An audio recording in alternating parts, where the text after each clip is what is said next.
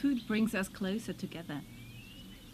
And we can change a village, we can change our relationships and society and even agriculture through food. And in regions like this that are deeply affected by desertification, building a local food network brings totally different perspective. We can support local producers and we can support and integrate regenerative practices and thereby change the way we do agriculture. And we've here invited also other food networks from Nepal, from Switzerland, to learn from each other and support each other in going that journey of building a local food network.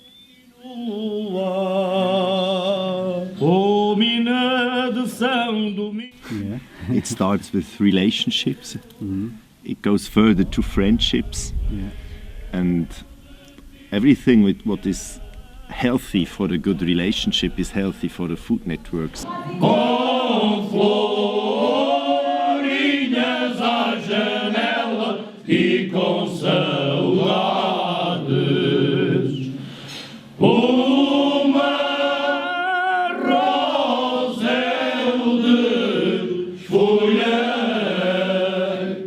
Umas brancas e singelas. We came to the realization that there were like so many schools where young people were, like kids were eating food, but then the kitchen was not using any local food, you know. So we realized that fact and now started talking with the schools how they could integrate local vegetables, local grains into their food cooking. And yeah, we are trying to build like a different way of like consuming local food in a mass, you know. So there is more sharing between the young people know about, this is the food that comes from nearby village, you know. So that's a start. Castelo de Beja,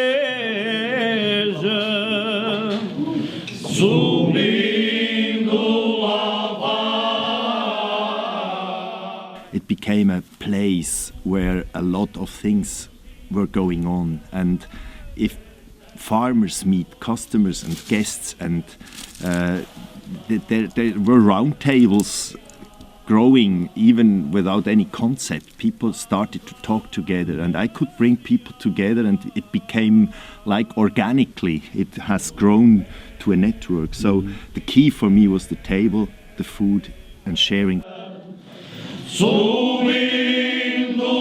But we could learn from each other and share with different networks to help. For example, with the trade, for example, how to sustain a network in Nepal that doesn't have so much economic value. Our philosophy is to source, to produce food for the local communities.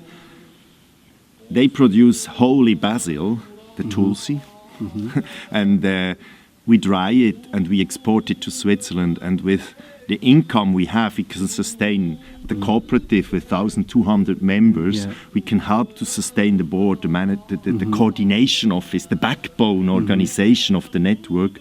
With this little part we export. So the idea is not to export as much as possible to Switzerland. The idea is to use these wonderful, ripe, sun-ripe products for the local community, and to export a little bit to sustain and develop the local system in your context.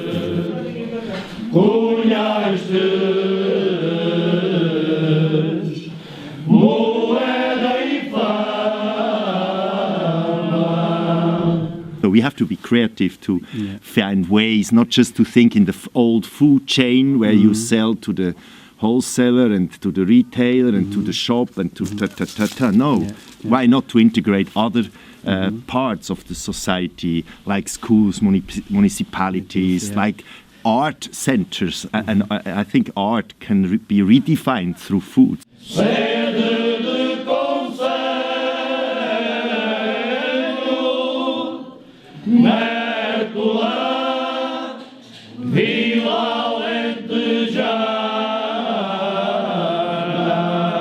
Art can be redefined through food, so why not to integrate them? And I think it's a very multi-dimensional and very diverse community, because it opens all these fields at the end, what are necessary to grow a future's food system, because food is the basic of any community. We have to eat. To sit in a bus with the next generation of farmers, with the very experienced elderly university of a village, to walk through the landscape together. And I felt like a common understanding. We have not to discuss too much, just to feel and to connect. I think that's building a food network.